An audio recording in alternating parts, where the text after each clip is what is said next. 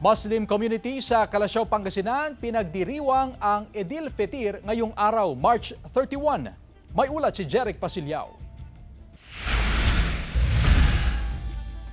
Ipinagdiriwang ng mga Muslim sa buong mundo ang pagtatapos ng Ramadan o selebrasyon ng Idil Fitr. Importante at malaking obligasyon ng selebrasyon na ito para sa mga mananampalatayang Islam. Inumpisahan ang selebrasyon kaninang umaga sa panalangin sa isang moske sa Calasiao, Pangasinan. Nakibahagi rito ang mga kababayang Muslim sa probinsya at mga banyagang estudyanteng Muslim na nag-aaral dito sa Pilipinas. Bagamat nasa bansang Yemen ang mga magulang at kaanak ni Mohammed Al-Hahab, masaya pa rin niyang ipinagdiwang ang Idil Fitr kasama ang mga kapwa banyagang estudyante at mga Pilipinong Muslim na kanyang ikinukonsiderang pamilya.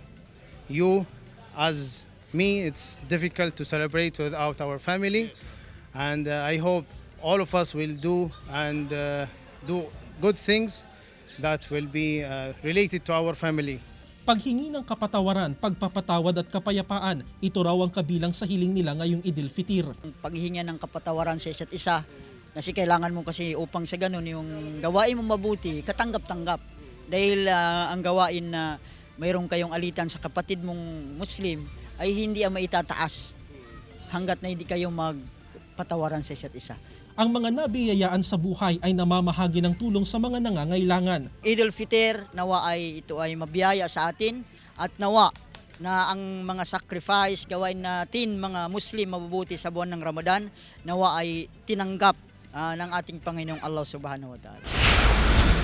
Simpleng ipinagdiwang ng mga Muslim sa Lawag City ang pagtatapos ng Ramadan o Idil Fitr. Ayon sa opisyal ng Muslim community, mahigit 1,000 ang dumalo sa selebrasyon. May mga bisita pa na galing sa iba't ibang bayan. Kapayapaan sa bansa ang kanilang panalangin lalo na ngayong eleksyon.